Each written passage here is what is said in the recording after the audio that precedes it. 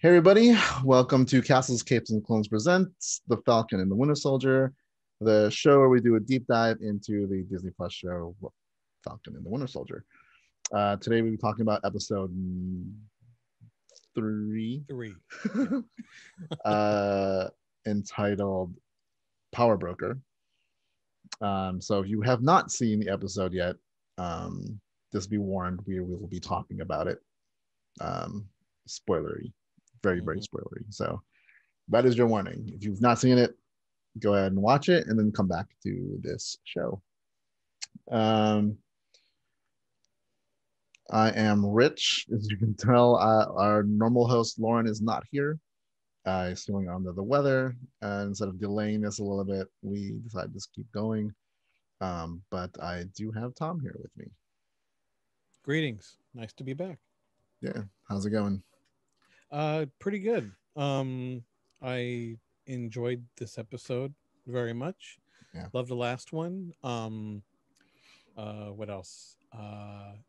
Excited. I know you guys have already talked about it on the one of the other podcasts. I'm super excited about Disneyland finally reopening. Yeah. Well, hopefully we'll get lucky and we'll be able to get reservations for it once that goes on sale, which they haven't announced yet that It's I've got to be seen. soon, right? Because like Yeah, it's people need to plan. So yeah, I don't know. yeah, I don't know. I'm hoping like sometime at least maybe next week something, yeah, but like or at least what to expect, like what their plan, even if it's not like here's the ticket sales, yeah, like on this date we're going to open up ticket sales for like it's going to be this and this much and how that process is going to go. So yeah. So hopefully, hopefully soon. Yeah, because yeah, Universal already announced them opening, and they said, oh, they're even saying when the tickets go on sale. So I'm like, okay, yeah, and like Knott's they, also like opening soon, yeah, something like that. yeah, I think Universal's first. I think Knott's is actually later, but like hmm because they're set up for their boysenberry yeah. festival, Which I still want to go to, if possible. right? But yeah, so episode 3, hmm um, quick summary of what happened in this episode. I'm not gonna go into too much detail in this summary, but like it's pretty much Sam and James, Bucky, are kind of looking for the flag smashers because of the serum, or they actually want to get like their main thing is the serum because they know what it could mean, and in the wrong hands, it's just trouble. At the Yeah, same time, you have fake Captain and Battlestar Galactica, Battlestar, also looking for it, but not really. But they're looking more like more. They seem to be looking more for the flag smashers. yeah. Like they Um, care more about that than the actual serum, it seems. yeah. Um, and so they're on the hunt for that. In the last episode, they tried to go to Isaiah, who was the basically the Black Captain America, the Yeah, Black Super Soldier that was yeah, experimented on, and didn't get anywhere. So they decided to go see Zemo. Zemo breaks out of the German prison. Hilarity ensues. They end up going to Madripoor, which is a fake Asian island country. It's like if you've watched Pirates of the Caribbean, it's like Tortuga, yeah. but It's like like that. in Asia and modern, Yeah, right? it's very. It's kind of It's a little cyberpunky. There's a little Right? bit of that, which I Yeah, thought was cool. I'm like, oh, we're seeing something a something a little little different. different. This is neat. Yeah. Yeah, They're there to kind of hunt down the whereabouts of maybe like the I think it's Flag Smasher is what they're looking for. It's like because it's all kind of tied together. yeah, Um, Hilarity ensues. They find a name. They end up going to they run into Sharon Carter. They find the name of the scientist. They go to this dude who's in, of course, a docking yard shipping place, Yeah. because that or a warehouse is where they Yeah. usually are. Yeah, I think the docking thing was kind of clever. I like that it was you open it up, you're like, oh, there's nothing in here, and Yeah. then but of course Zemo, considering all the things that he's done, it makes sense that he would know exactly like it's What in to look here. for. Like, It's got to be yeah, there. Hilarity ensues, and then uh, they hear a name, and then they go investigate it, and then hilarity ensues. Um, and that's pretty much what this episode is, right? yeah, And takes us basically halfway through this series. Though we don't know if this is going to go to another season, but for this season, it's only 6 episodes, so yeah. we are We're at the halfway halfway through point. already. Yeah. Yeah. Do you want to elaborate on your initial thoughts of this episode? Yeah. I liked seeing like I assumed that them going to meet Zemo would just be they're just it'll be like a long heated scene of them talking to him, Yeah. in essentially in his cell. I for it, kind of dorky in me, I wasn't expecting them, all right, let's just get him out, considering considering all of his history. And aside from, I do feel, I think a lot of people agree, Loki aside, because Loki was always a lot more than just villain.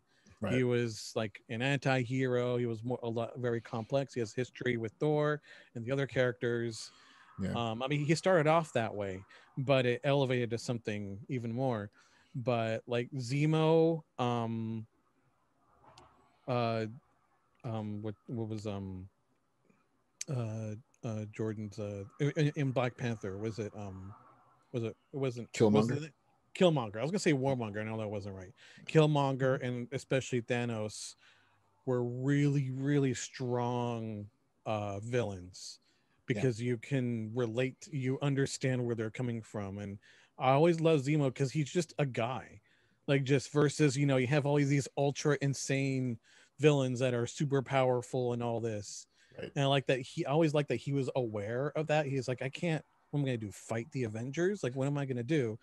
Right. Like, he's like, I'm just gonna turn them against themselves, against each other, which was already happening, He played it starting smart. from, he played it really smart. He Yeah. used their own history against them.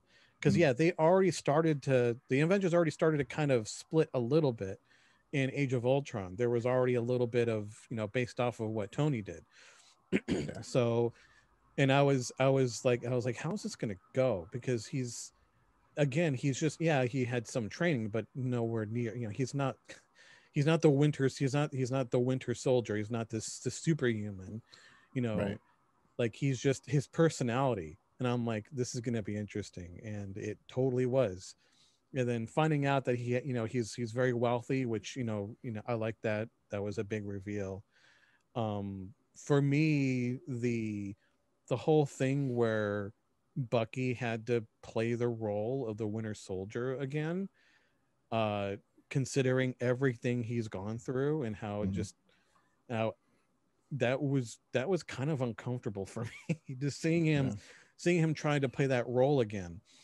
um so yeah, that, I didn't share this last, because I wasn't in the last one. Yeah. um and I don't know what your opinion is on our new quote unquote Captain America. At first I was like, oh, he means well, and I'm sure, and he does, but I remember watching last episode, I felt so uncomfortable every time he was on screen. The last episode or this Yeah, yeah, episode? the previous and this Uh, one, both where we're actually seeing him do stuff as yeah. Cap, as Cap. I don't even like calling him Captain America. I don't like calling him that. I'm like, it's just John God. Walker. Yeah, John Walker, like, just John. I would just call him John. Like, Yeah. it's so weird, and considering that that Cap is my favorite out of all of them, Mm. um it makes me uncomfortable seeing him. And just the we're jumping around here, but the scene where they invade that house of that man that was temporarily housing the Flag Smashers. Like once he spit on his face, I was like the way he reacted to it isn't a way Steve would have reacted, Right. as we all know. So so I don't like new Captain America. I don't like calling him Captain America. John. There's something that there's a dark side to him, I feel, despite his his good intentions, I feel. And I love that Zemo's a part of this crew. Because because there's so much history between him and Bucky, and between him and the Avengers. So I'm excited to see more. Nice. My 2 cents, long Yeah. 2 cents. Yeah. My thoughts on this episode is that I mean, of the three, it's my least favorite. Yeah. But I mean, that's not really. You have three great episodes. One has to be the third. This is the third, and it's only because like there's some parts that felt out of place in a not necessarily in a Marvel movie, but it felt like this weird space that doesn't fit the universe that we know. But yeah, I got impressions of that a little yeah. bit. It didn't take me out, but I Yeah. feel I feel a little similar in certain moments. But I feel like this episode also, what it did well was point out a lot of kind of the problems that most of these superhero movies kind of forget, and that's all the collateral damage. I mean, Winter Soldier, Civil War was about collateral damage. That's where Zemo, kind of like formed his bias against superheroes. Yeah. Is like they didn't, as you said in that movie, like the Avengers left and then left Sokovia. Yeah. In that state it was. Not only were they, because of their conflict, his family were killed. Like after the fact, they got to go on their merry way and have a party at Avengers Tower, and then meanwhile, Sokovia is in ruins. Right? Mm-hmm. I mean, true, we get three characters out of that tragedy. Right, Zemo and all his thing, and then we get Wanda from there. Mm-hmm. Pietro, of course, also, but yeah, he didn't make it out of there. But like bringing in Sharon, also kind of like this character that when Endgame ended, I was like, what happens to Sharon? Like there was like that budding romance kind of thing. Like she did so much for them. What happens to her? And we find out what happens to her. Yeah. So I like that these shows are kind of dealing with the things that normally get kind of played over in the big movies, right? Like what happens? And this whole and also like like this whole series is dealing with aftermath and collateral damage, the collateral damage of the whole thing that was going on. Yeah. That normally, like I said, like I don't know if you watched the Justice League 4 hours, still no cut. No, not yet, but I did the other night finish I rewatched Wonder Woman again. So I will be watching my plan, as I told you, separately. My plan after this is to watch the Whedon, the theater original cut of Justice League, then watch Aquaman. I'm skipping Suicide Squad. And then I'm going to watch the Snyder cut. But like there's so much destruction in those movies that no one like, and they tried to deal with that collateral damage, but in like the worst way possible, in the worst plot point ever. But what these shows, like the Marvel shows, get to do is dive into that, like Wanda's grief and what happened to that town was suffered from what happened during the blip. This series is really about like refugees that happened because of the blip, right? And starting with the global oh my god, I can't even I can't even pronounce what this says. The Global Repatriation Council. Oh, okay. That's a weird word. I'm like Yeah, it is. repatriation council. Yeah. Because like the episode begins with a commercial, and never in any of these movies, like not even just Marvel movies, any movie you see this like happy commercial about this like this corporation, it never turns out good. It's like a Cyberdyne commercial. Yeah. Just like we're totally with everyone. We're doing Right? good things. We're here to do good. And literally, Skynet. yeah, and then literally, yeah, just like it's like imagine if there were probably like commercials like how like we're here for you, the the Galactic Empire, like, exactly right. So it was a nice so there's something I mean, like even like how it ends, like you end the commercial with a happy-go-lucky, and then you obviously like those like kidnap vans with the name on there, and then Cap's in there. Cap's in there, and then these soldiers with guns storm out like, oh yeah, right? they're Gestapo helping, all right, like soldiers.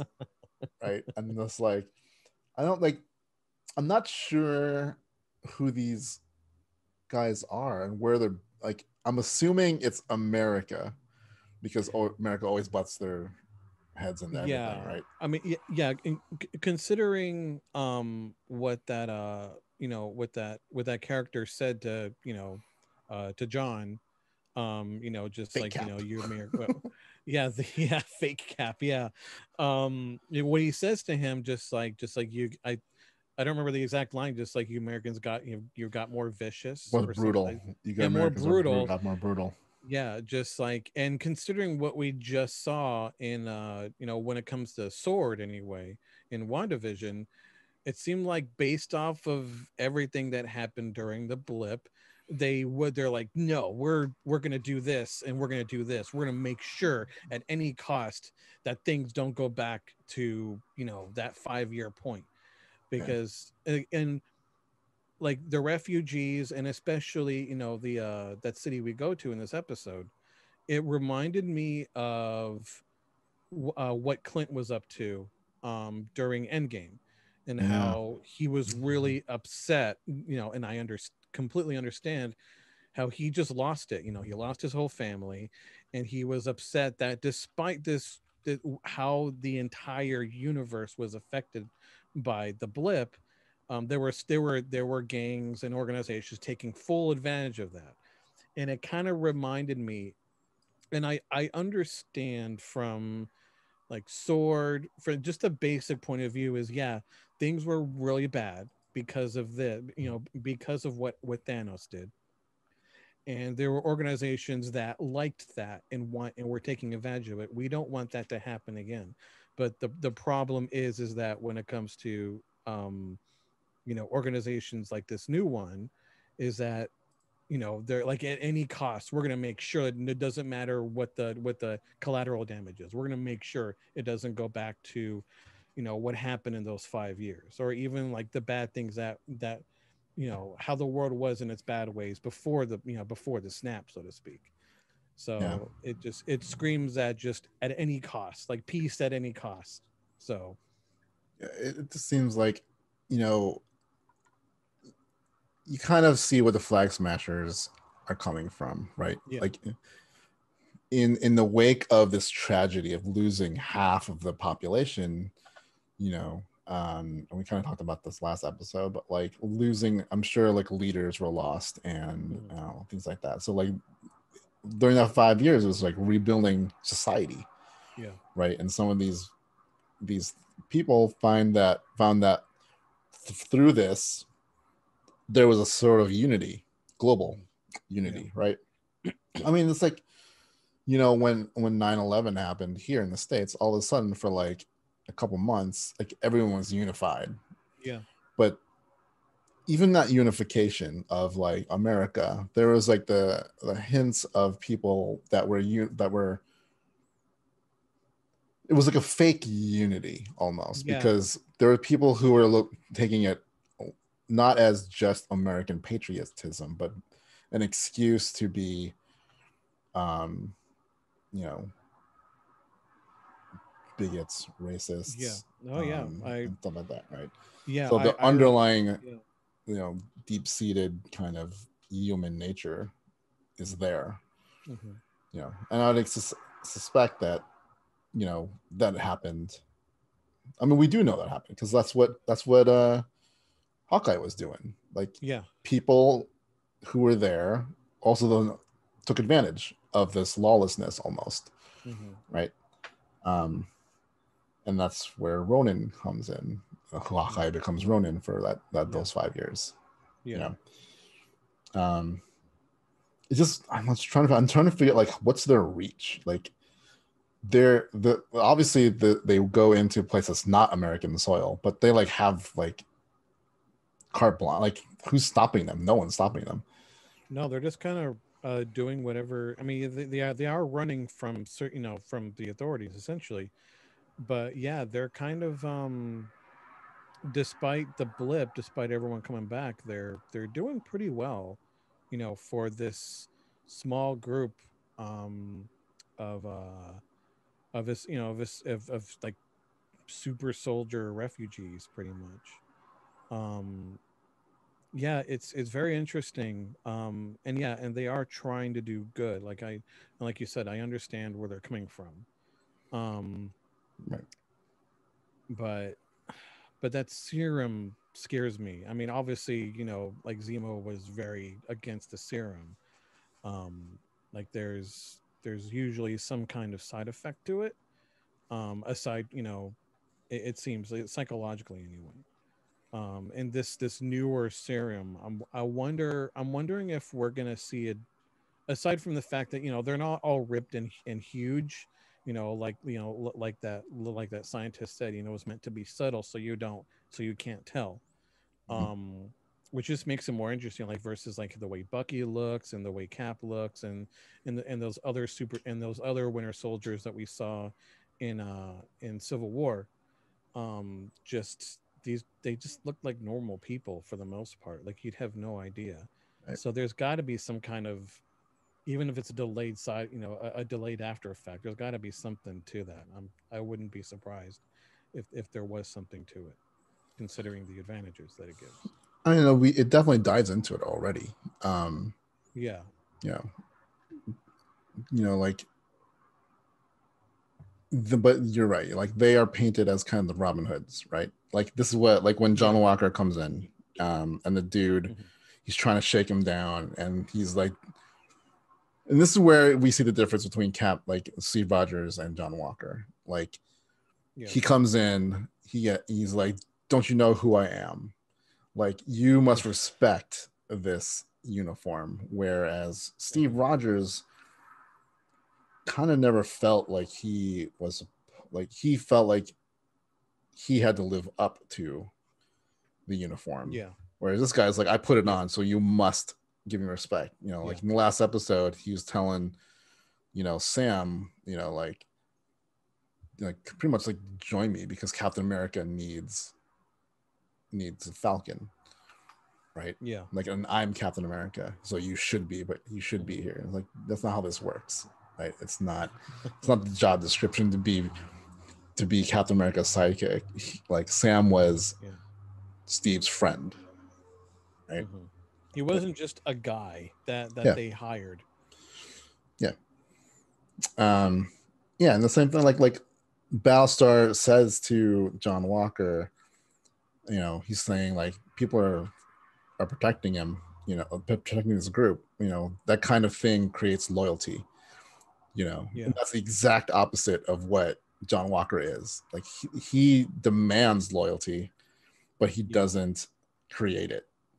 Right? He just thinks Yeah. putting on the suit, That's all. wielding that That's all it shield, takes. you're supposed to be loyal to it, and therefore Yeah. him. And that's just not the way it works. Right?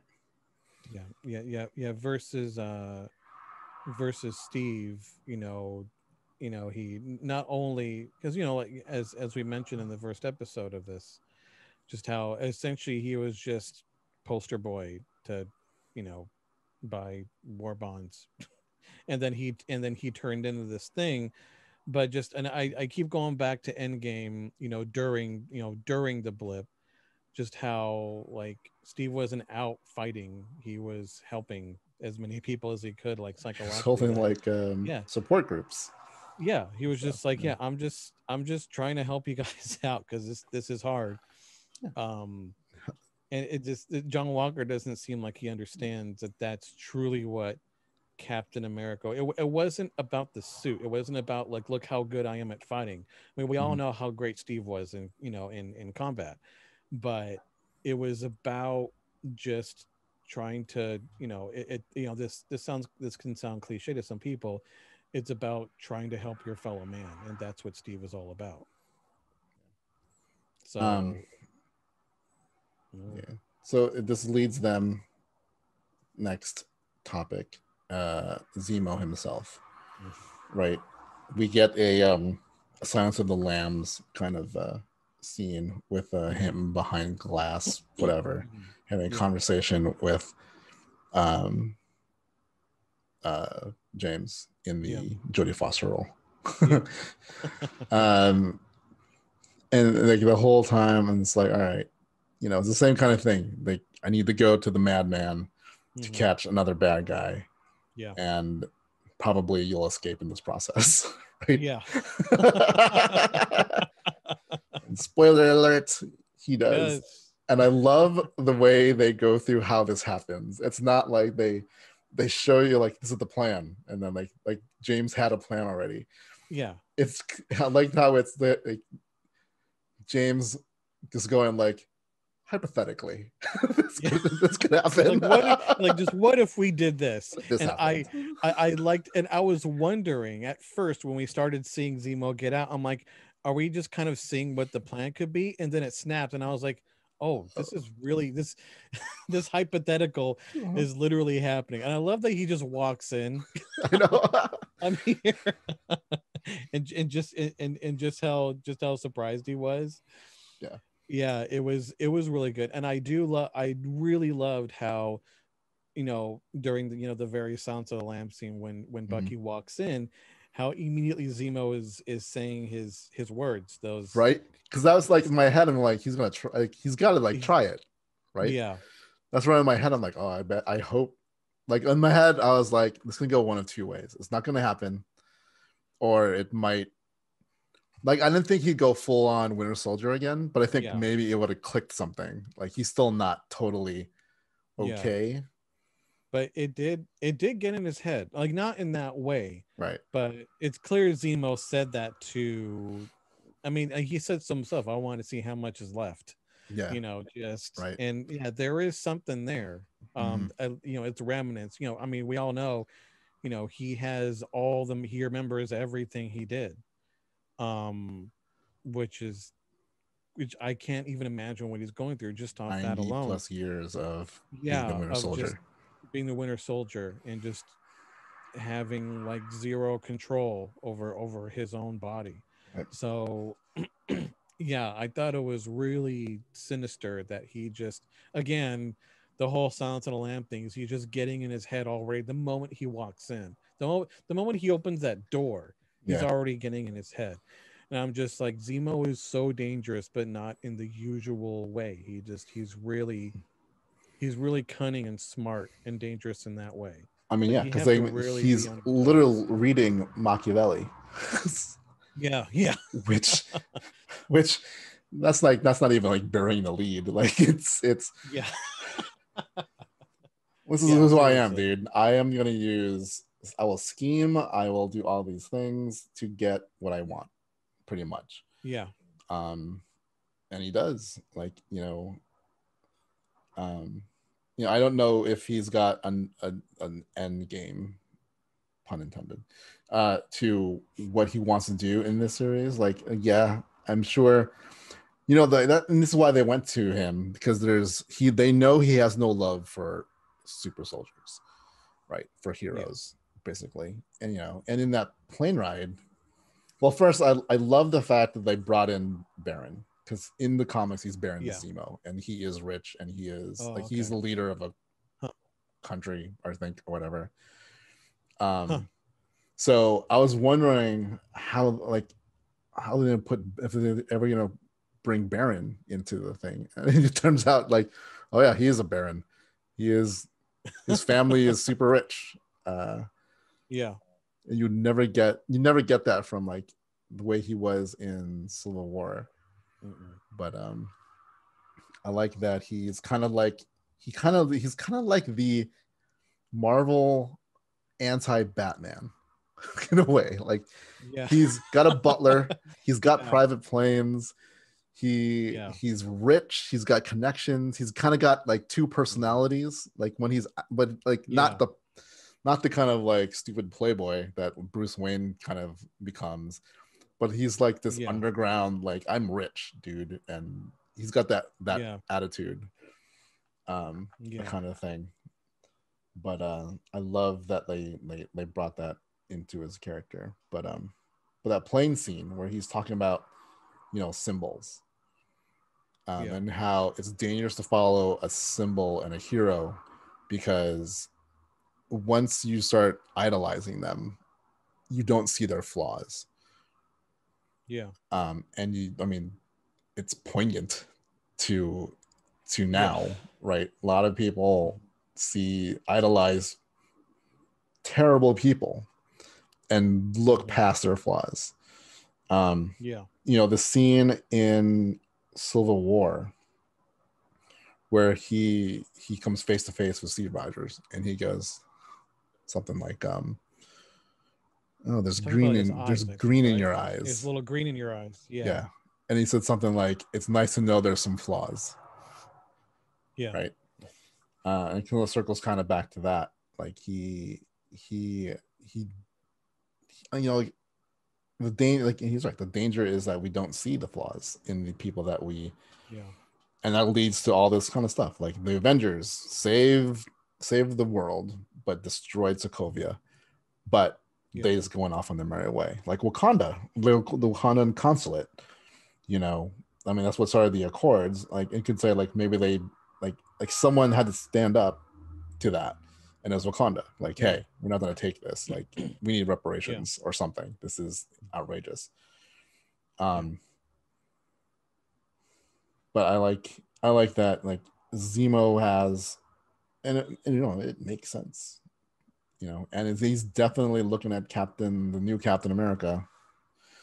um and that guy is definitely all about the symbol, and but no Yeah. substance to him Hmm. whatsoever. And like they even, like in the last episode when they were introducing him in the Good Morning America interview, they never Hmm. said anything wrong with him. They're like, Medal of Honor winner, like Yeah. They're like, look at all the awesome things you've done. we Yeah. studied his body and all these kind of cool things. And I was like, is he Yeah. really that flawless? Like Steve Rogers wasn't flawless, Mm-mm. you know. And this is the guy who went against the Sokovia Accords. He never Yeah. trusted Shield totally. So he Mm-mm. wasn't just like, um, like he didn't blindly follow things. He did what he Yeah. knew was right. And Yeah. most of the Just time it was on the side of, America and whatever, but he could mhm. recognize when it was not. Yeah.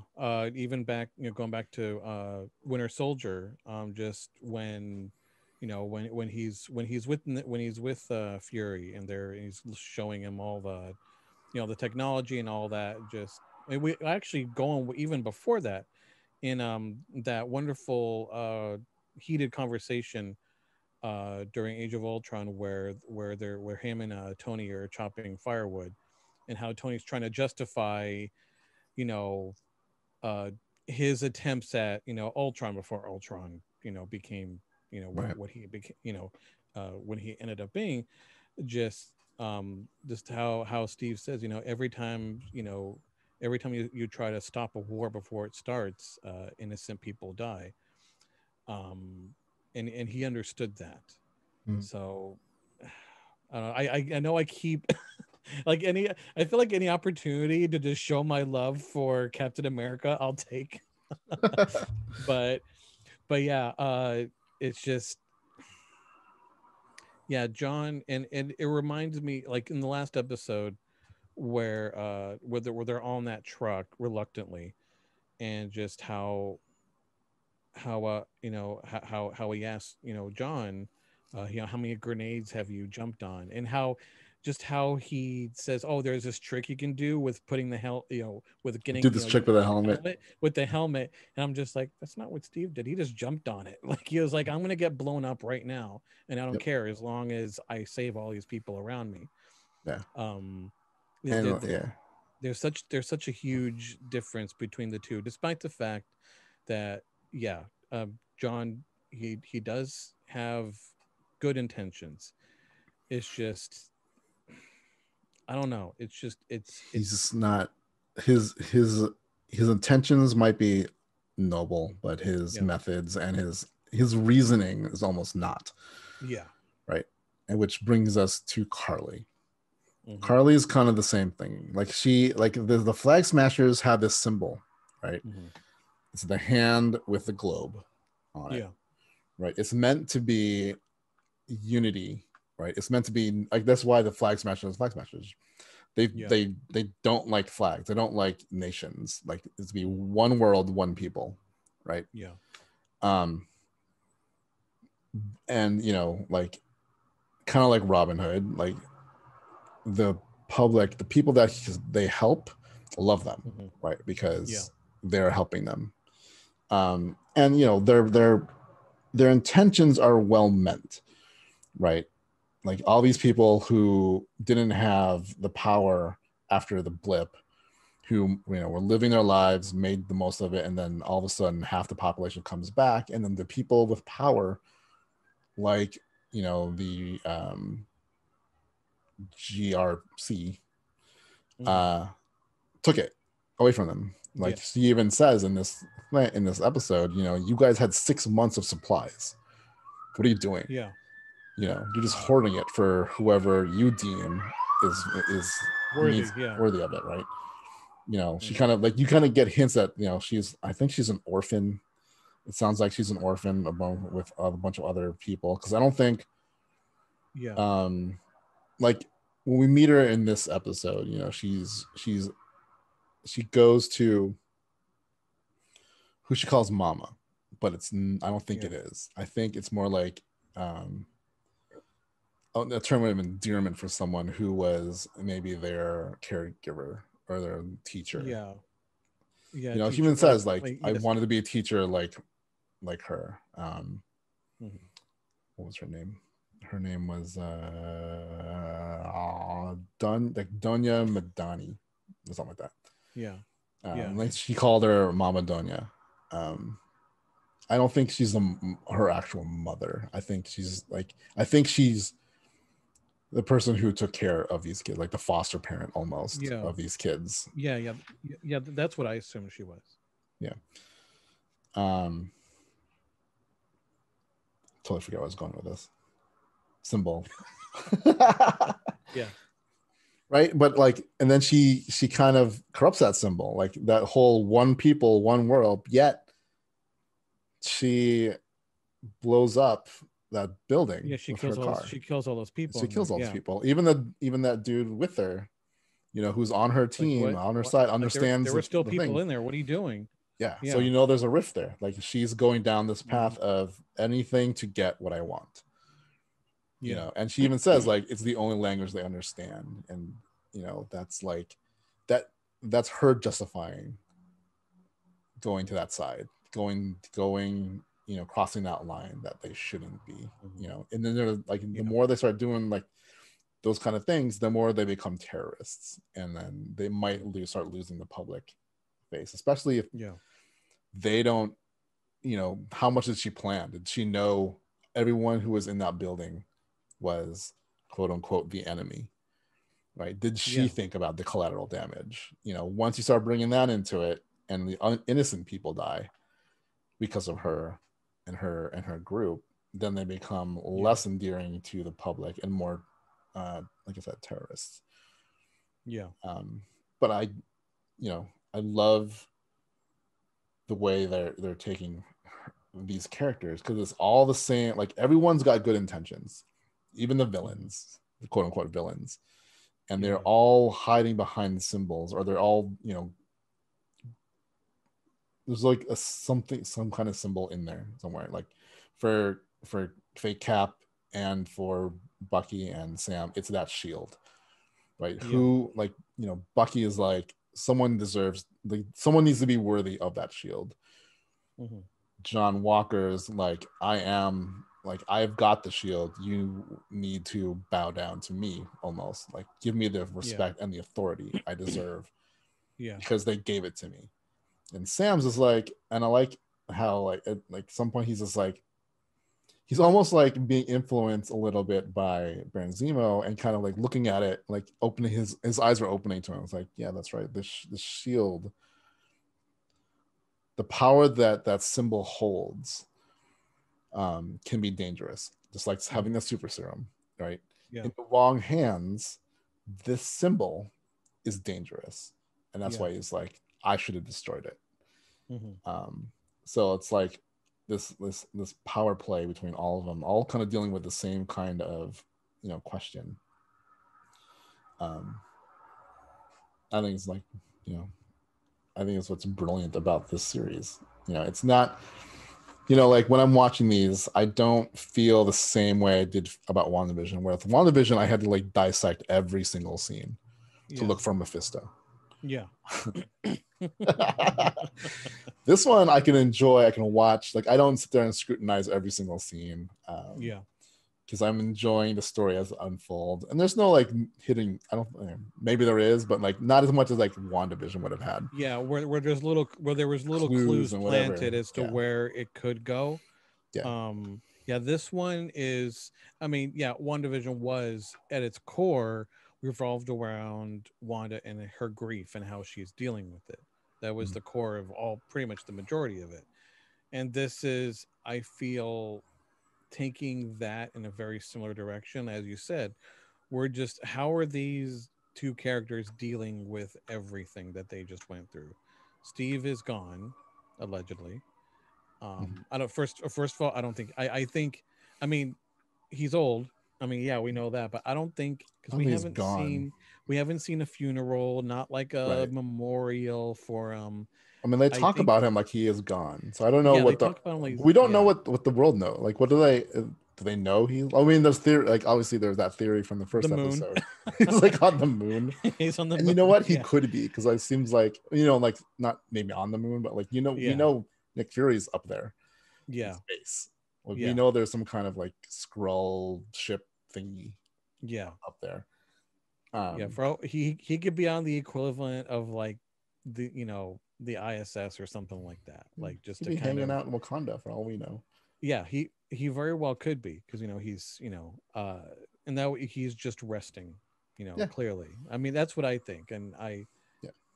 I mean, do you think he's going to show up in this season, even if it's like just him just sitting and talking with them?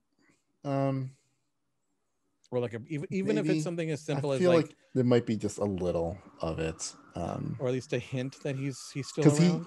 he's almost like the MacGuffin of this Yeah, series, he is. Yeah, because he's right? always mentioned. It's just he's. I mean, of course, he's always mentioned. I mean, the shield, the symbols. The comparison between him and John. Yeah, in he's in the back of our minds constantly, like Yeah, everyone's minds, pretty much right. during this entire series so Yeah. far. So I mean, like, I don't want him to appear and then he's the one who tells Sam that he's worth it, like why he Uh-huh. gave it to him. I don't want him to. I don't want him to be the bow tie that Yeah, ties everything in a nice little bow, right? I don't. I don't. I want him to either just kind of like show up and acknowledge things, yeah, but I don't want him to be the one who tells anybody that, like, I don't want him to go to have a heart to heart with Bucky, like, yeah, or Sam, or even like Sharon. Um, but it'd be cool to kind of just have him there and just kind of, if anything, just be like, maybe he destroys the shield, like something like, yeah. Maybe. Like I think it'd be great. I mean, if it was a heart to heart with any of them, it wouldn't be like, yeah, you're worthy. Here, you have my stamp of approval now. yeah, I think it'll be, if he comes back in like a little scene where he's just talking to them, where he is just there as a friend to them, and that's it. yeah, and something like that. and he and yeah, and he would leave that whole "are you worthy or not" up to them to decide, like just without even mentioning it, because he knows best. I feel. I want him to do the Chuck Norris cameo from Dodgeball. He just like Sam and Bucky are just sitting on a bench somewhere, and then like they look across the street or like whatever across the lake, and then they see Captain America or Steve Rogers going.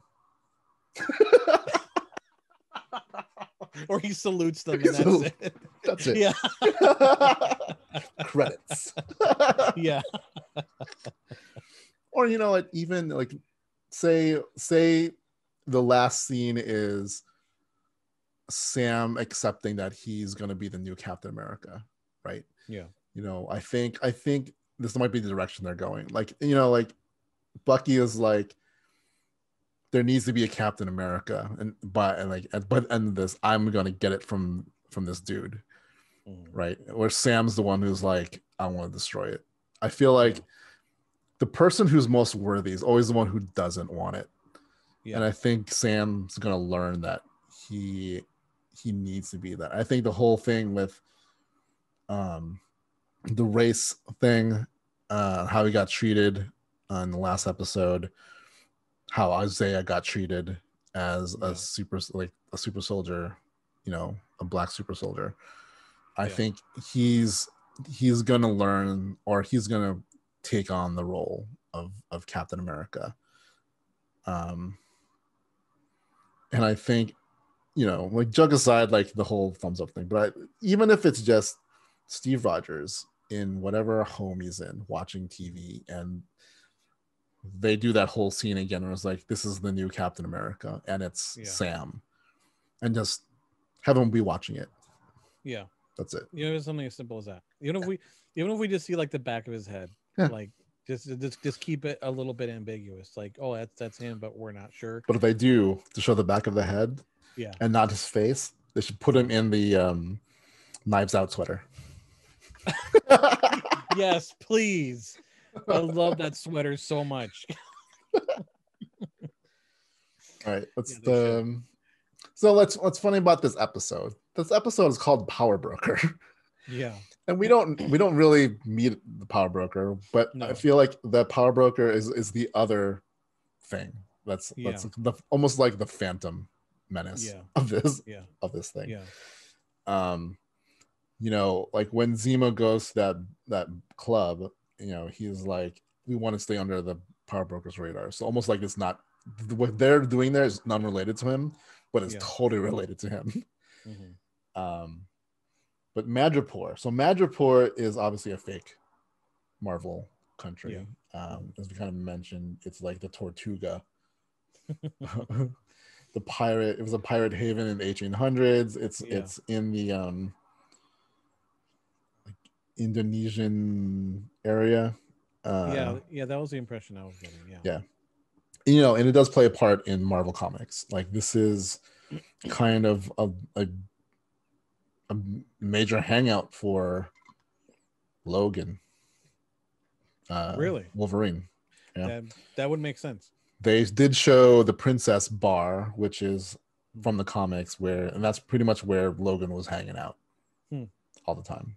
Seemed like a place he would hang out when he was like hanging out in Asia. Like, this is where you go if you just, kind of like everyone who's talked about it in this episode was kind of like, you go there because it's lawless. You go there because there's no extradition treaties. It's like, if you are on the run, you want to disappear, you go here. And I do like it's like a place we've never seen before in the Marvel Cinematic Universe. Yeah, it was really interesting. Like, I know I mentioned this earlier, but I love the kind of cyberpunky, dingy feel to it. Yeah, because it was new. Like I fought my instinct to pause and freeze frame every single frame of the scene to look at like where we are. I mean, like, there's some things that they definitely emphasize, like the Princess Bar, like that's got to be something. But there's another one. Like, there's another one I looked up that wasn't there. But Then I stopped. I'm like, I'm not gonna go down this rabbit hole. What all these things mean? What does this a mean? Oh, yeah, it's Mephisto. I found an hexagram. Yeah. A 1 hour episode turns into 5 hours, just going through frame by frame, just like, okay, what's this and what's this? Yeah, it'd be hard to resist doing that. Like little Easter eggs and clues of what's to come. Yeah. Yeah, it totally looks like a city we don't know. I mean, it looks very like there's a lot of like movies where they portray kind of like this utopian Asian country because like there's a lot of high, like if you go to like some of the major Asian countries, like they have a lot of high tech things. Yeah. Right. But then there's also that kind of old school flair, like down on the ground level and kind of things. Like it's nice and flashy from like the skyline's always kind of like this, like almost like Tron like thing going like, on. It's gonna be a futuristic thing. Yeah. But then you get down and dirty and it's it's kind of like Coruscant. Like Coruscant like looks like hustle and bustle and city, but then you get down to the ground level, it's like, oh, it's dirty and dingy. Let's go.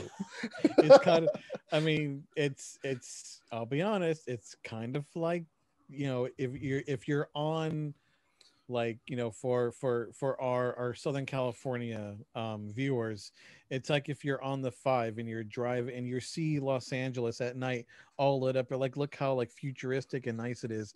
But once you walk around on the ground, there, you're like, in certain areas, you're like, "Ooh, this isn't the same thing at all." Roll them like, up. I don't want like just just like, how about we get back in the car and go home? Like, let's not stop here. Yeah, I don't think those bacon wrapped hot dogs are worth it. Yeah, like let's go down further. Let's go down further. Yeah, I have to go to the bathroom, but let's. I can hold it for a little bit longer. That's pretty much that sums up what it's like essentially. But this is also like a little problematic for me. Like once you start going to the club scene in this one, even the party scenes seem very out of whack to me. Yeah, I was like, like this is. I mean, it was weird, right?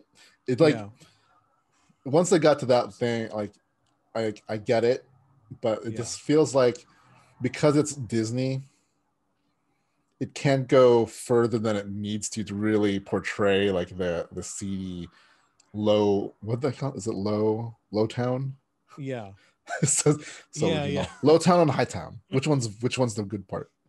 yeah, whatever that was. I was surprised by the sudden like huge party that she was throwing there. Yeah. Because when she was showing, she had these, the actual originals, not like, I like the little reveal that like all the museums, like those aren't the originals. Like the originals belong to like a seedy, people that just that essentially the equivalent of the black market.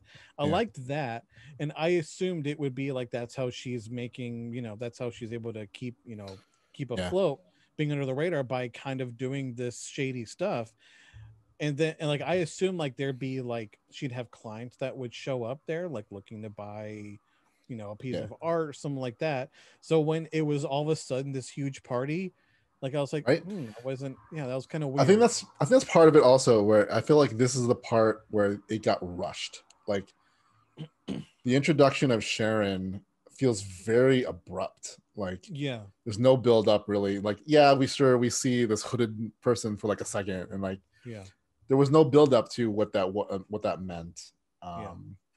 And even like the scenes with her and talking about her life, like it just seems like it almost feels like if there was a scene, if the scene where Anakin Skywalker turns into Darth Vader played out for 5 more minutes, like from when he goes, "What have I done?" to "I will follow you wherever you go," like that scene, if that played out for 5 more minutes, this is the scene. Like Sharon goes from like the Sharon we saw in Civil War, who helps him get the shield and the bird costume, things like that, to this like super cynical, like almost like angry whatever. And like even Bucky kind of says, "Oh, it's Bucky or Sam says, oh, she's awful now."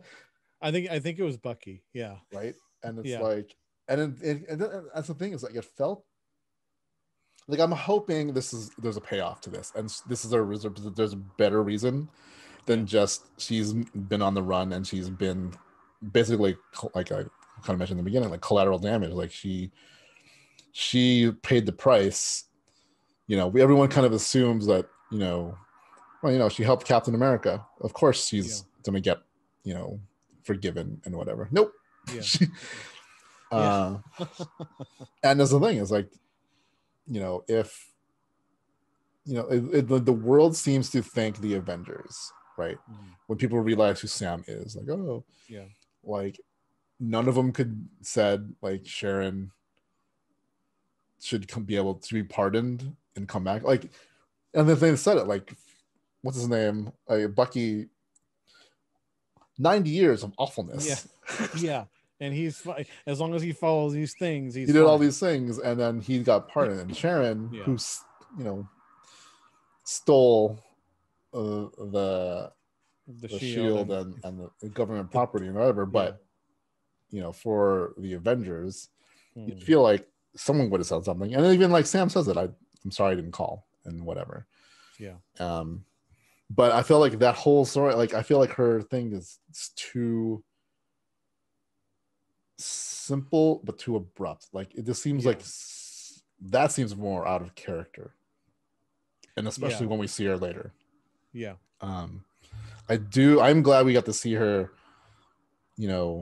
Have like this episode, the big action scene was her, Yeah. right? So I appreciated that. But then there's like a whole question, like what, like how, well, one, how does she amass all this on the Yeah. run? Like, Yeah. how does she show up in Madripoor and just all of a sudden have this whole like hustle deal with like art and stuff, Yeah. and Like how how holding did like she big yeah. parties and at the end of the action sequence with the scientists and whatever, she hops in the back of a car. She's got her own Alfred Yeah. or whatever going Yeah. on, and she's like, "We have a problem, or a couple problems." And like, what does Yeah. that mean? Like, I hope she's not a bad guy, because I think she deserves better than that, and to Yeah. become like whatever. And I hope it's all some kind of ruse, or maybe Shield is still working. Maybe like we don't know what Nick Fury is doing. Like she Yeah. seems very loyal to him, Yeah. right? He's got plans, so I'm wondering if she's part of that also. Like there's still, like, I think she might play also a role in Secret Wars, which is um kind of where I think Sam Jackson's going to come back and play a Yeah. part in that, because like he's got that. He's going to be the one leading this, like who is a Skrull and who's an evil Skrull and who's a good Skrull and who's been Yeah. whatever. um and since she was under orders from Nick Fury for a long time, maybe she'll be part of that, and that's why she's a Madripoor, Mm. making contacts and all these kind of things. And maybe everything going on here, there's a plan, and she's kind of trying to steer them away from this, like, you guys should leave this behind because it's dangerous for you. Like, that's Yeah. weird. Like, Yeah. you're talking to the Avengers. Like, Yeah. Yeah. Yeah. But like she's they like, fought you guys are Thanos. in over your head. Yeah. Like they fought Thanos. Yeah. They literally fought two alien invasions. Like, Yeah. I'm sure they can handle some flag smashers. I mean, unless it does go deeper than just a couple of quote unquote rebels. Yeah. I mean, it's possible, but it was a little jarring. So Mhm. I'm like, and I do agree that the whole catch up on what she's been up to was very abrupt. Like, Yeah. just like, yeah, like last time we see her was in Civil War. Then Yeah. we hear nothing from her. Then like just like 5 years, 5+ years of this, like this is everything I've been doing. Like, it was a little jarring, but I mean, I hope that more about her gets revealed, because yeah, I do like her. Yeah. Yeah, I do hope that we find out more. Okay, well, how did she get all the funding for all the art originals, and Yeah, she has right? like a butler. She has a car. She has yeah. Like, She there's got to be essentially more, and I she's hope it's good. yeah I hope she's still a hero, especially since she's the one who gave the eulogy at yeah Peggy Carter's funeral. yeah And like her speech that helped Steve Rogers. You know, yeah like it pretty much affirms Steve Rogers that he's doing the right thing by not signing the Sokovia Accords. yeah. That she remains kind of that character. Mm-hmm. And I hope that's part of like I hope this is not what she's been reduced to, basically. Yeah. But I mean, like, her action scene was pretty good. Yeah, it was more brutal than I was expecting. Right? She's very like she's got skills, but she's like not. That's what I like about the Marvel universe, right? There's the whole thing with DC and superheroes where they can't kill or whatever. Like, people like Black Widow, Hawkeye, even Captain America, like, they're soldiers. Yeah. So they do kill. Yeah. And they're not afraid to do that in here without some kind of like moral dilemma where it's like, so you don't run into the Batman problem where we know he doesn't kill, but movies apparently he's like murder Batman, where it makes it weird. Whereas they kind of like established in the Marvel Cinematic Universe, like, no, like Tony Stark's whole thing is like he built weapons, right? Yeah. Iron Man suit is a giant weapon. Yeah. You don't put missiles on there just to maim people. Yeah. They're meant to kill and neutralize the target. Right. Yeah, her fight scene reminded me very much of Ronan, how we see him when he's just killing, versus that, that essentially that mob boss in Endgame, just how he just slits his throat. Like, it kind of reminded me of that a little bit, because you see some blood in this one. Yeah. And she offed quite a few people. She does. It's like, with knives, like point blank shooting. Just like, wow. Like, there's no just I'm gonna shoot you in the leg. Nope. Yeah. I'm gonna shoot you in the face. Yeah, I wasn't expecting that. I was like, wow, right? Like, brutal. Oh man. Yeah. I'm into it. Like, I did love Bucky's, pipe to the shoulder. That was brutal too. Like, good dude. Yeah, I was like, oh, I wasn't expecting that at all. I'm like, this show is like, watching it. I mean, I was into it. It was really well done. Yeah. Like, all the action in this show has been incredible. It's really, really good. Like, it reminded me of just of the kind of rawness that we started seeing in Winter Soldier. Just how the Russos shot action. It was just kind of just, here it is. Like, just it was simple, but it was really effective. Yeah. And I like that was struggle there. Like, she wasn't like, it wasn't like super choreographed to the point where it felt like 1 and 2 and like, there was points where like like in normal kind of like Hollywood action, like, it would have been resolved in a move, but they held the struggle long enough where it's like, okay, it's believable. Yeah, like it wasn't like how she hits a guy in the face and then it's like he's dead. Yeah. Like a few guys, they kept getting back up. Yeah. So she had to really shuffle what she was doing. Yeah, like, it did feel a little more, she wasn't like invincible. Right. Like, the one dude with this machine gun and like, she's got it and he's firing and he fires for a long ass time. Yeah, he just holds the trigger down and I'm like, wow, it just the action's really, really good in this series. Yeah. So it has that same rawness that the Russos brought in Civil in Winter Soldier. Yeah. So I'm happy to see more of that. Yeah. And there were a little bit of a time constraint, so I'm gonna jump around here. Mm-hmm. One thing I did notice, like the scene with Carly and that other dude, when they were I think they were scoping out the GRC headquarters or whatever that building was. Yeah. The only thing I can fixate on in that scene was on the gate was an X in a circle. And I'm looking at that going like, I missed that. That looks too much like the X-Men symbol. Yeah. Like, that's been used in different places. I'm just like, because it's not even like it's subtle. It's like, Yeah, it's right like there. all this kind of like earthy tone buildings and whatever, and then all of a sudden this get like red and yellow X. I was like, come on. There's no way that wasn't intentional. Like, come on. It didn't register when I watched it, but thinking about it afterwards, I'm like, it was the first thing the whole scene was like, where are we? Like, I focused so much on that I didn't even notice until the second viewing that it was a GRC building. Yeah. Like next to it's like even more subtle. It's like GRC, but no, there's this big X, like red, stands out. It's like if you watch this, like the newest special editions of Star Wars: A New Hope. Yeah.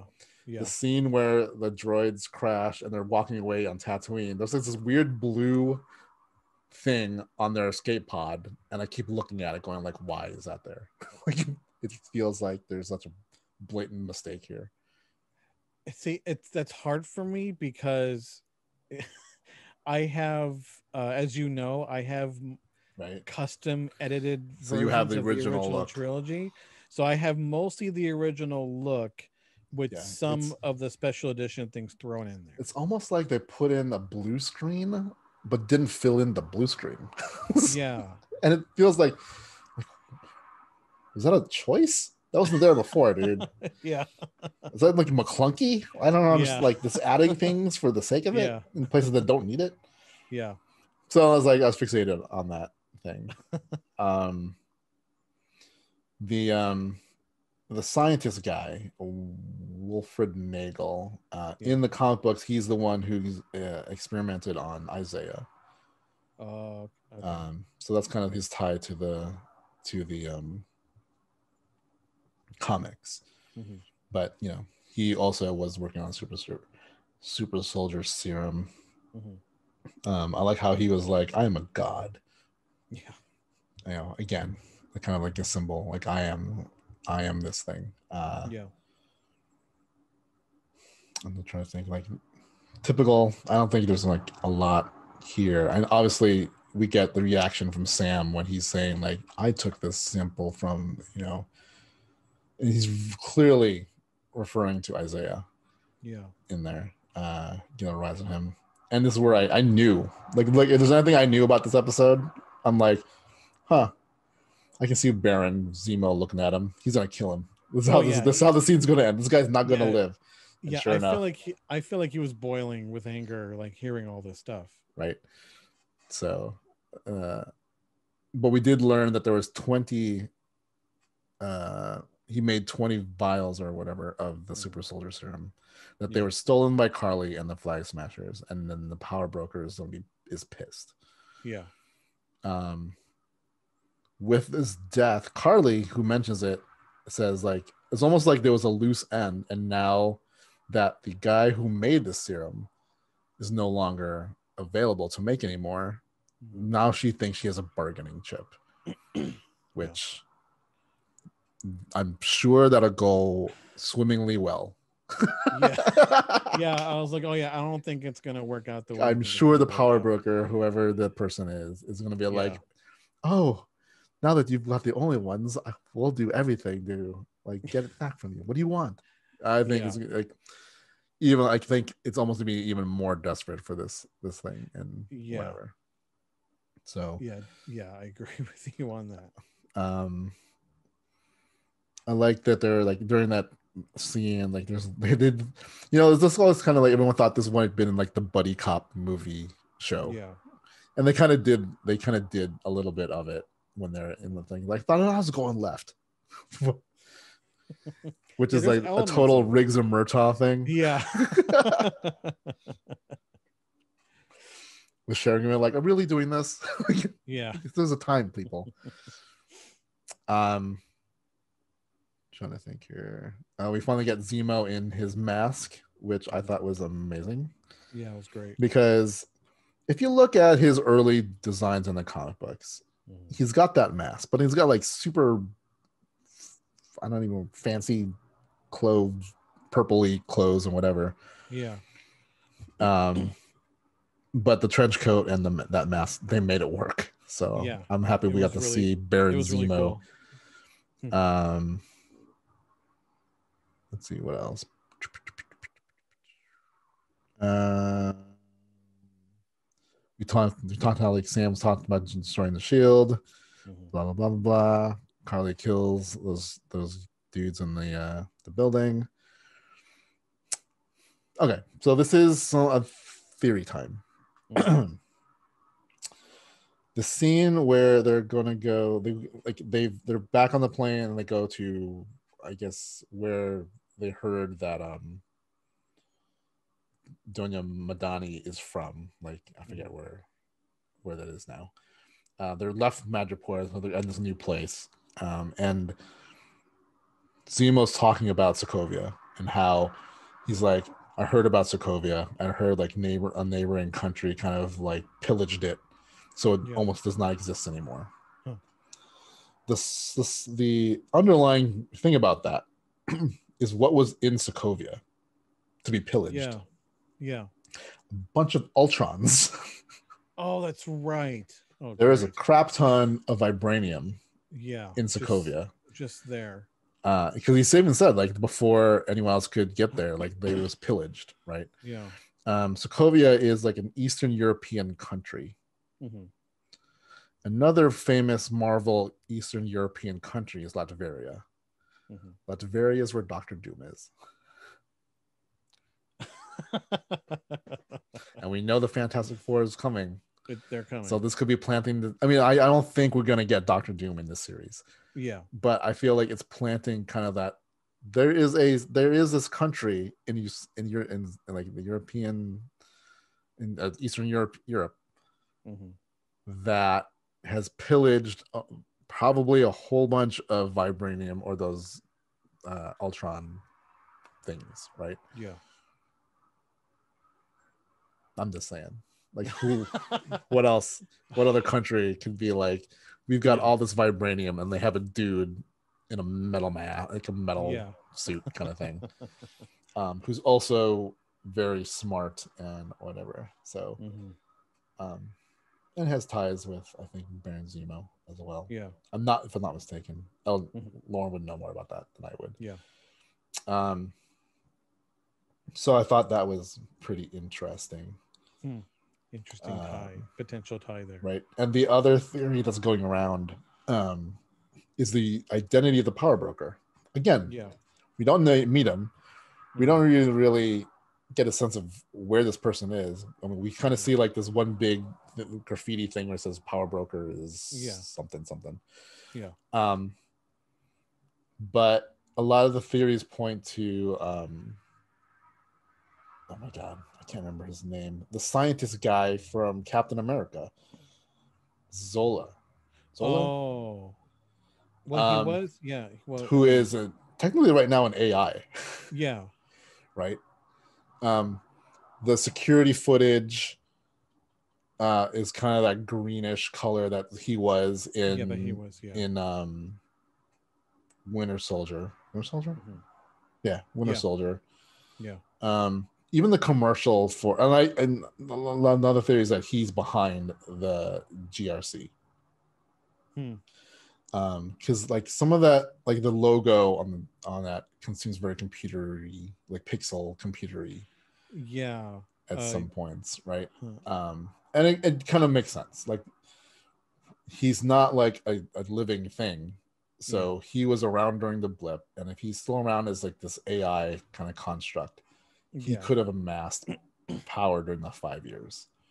Oh yeah, right. Essentially Hydra. I guess there would be 3.0, right? Yeah, right. Pretty much.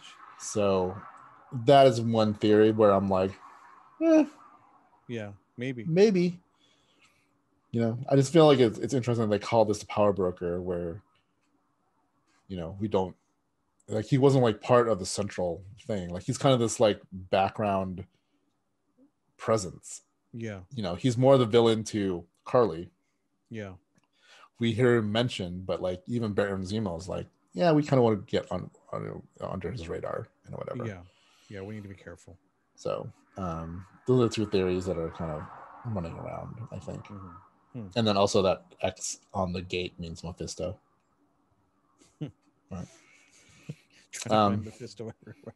But yeah, and then they kind of mention Wakanda in this, and then it kind of reminds you like, oh, Wakanda's probably pissed at Baron Zemo.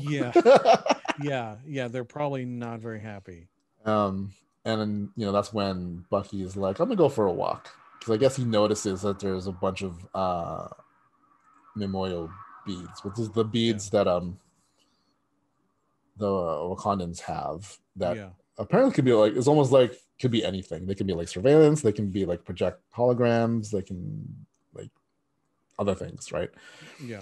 So and then we see the last scene is Ayo. Yeah, Ayo, Ayo, who we saw. She was the one in Civil War. She's the one in Civil War that was protecting King T'Chaka and T'Challa, who got in Black Widow's face. Yeah, just like move or you will be moved. And Chadwick Boseman's like, as much as I would like to see this. Or whatever, as entertaining as this would be, or something like that. Yeah. So we got her return, and sure enough, she's like, no, I'm here for Zemo. And it puts Bucky kind of in a difficult spot, because they harbored him for a long time. Yeah, they called him the White Wolf. Yeah, even though Sam was like White Panther. Which was great. White Panther.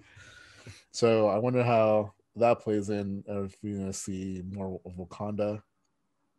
I hope it's just her. Like, I feel like she's got personal stake in this, because it was under her watch, and I'm pretty sure she feels responsible, even though there's no way I think she would have known whatever. But that is episode 3, the Power Broker of Falcon and the Winter Soldier. Any closing thoughts? Mostly like that last part, just like that, considering that they need Zemo right now. But that relationship he has, with the Wakandans is going to be as if things aren't already interesting, right? Because when they mentioned Wakanda, I was like, oh, that's right. Like, what are they going to think? How are they going to feel about this? And sure enough, at the very end, like, oh, yeah, especially when it's the White Wolf that does it. Yeah. So I'm interested to see where this goes with them. We'll see. What was your favorite part of this episode? Honestly, that scene when they're all on the plane. The first one or the second one? The first, well, both, but more so the first one. Just all the things that he says to both of them, like he's making, like, they know he's making good points, but everything he's saying is also, making them more angry. Like, they're just like, watch it, like, be careful, like, so. Yeah, just the dynamic of all three of them, considering all their history, is just, the highlights for me is just that conversation, especially the first one. Nice. My favorite is Baron Zemo dancing. And with that, that's right. Got to close on that one. What's it called? Like, all right, that's the show. Be sure to like this post, leave a comment below, and share your post with your friends and family on social sites. Oh, jeez. Be sure to subscribe and hit the bell for notifications. You can reach us at podcast@castlescapesandclones.com. Leave us feedback, good, bad. What were your favorite parts of this? Do you have any of the theories that we didn't talk about? Did you notice any Mephisto symbols? You can reach me on Instagram and Twitter at R2Romasanta. And where can they reach you? You can reach me on twitch.tv, and that's 6 orbs spelled out SIXORBS. Again, viewer discretion advised. Disclaimer. Mature language. Just think Deadpool, or Deadpool. I prefer if Rocket was uncensored. Yeah, I feel like that. So that's part of it. You can expect it from Deadpool. Yeah. Yeah. All right. The opinions expressed on today's podcast are solely our own and do not represent the Walt Disney Company, its subsidiaries, or assets. Thank you, everybody. And I don't have a catchphrase for this show, so catch you on the flip side. Ta-ta.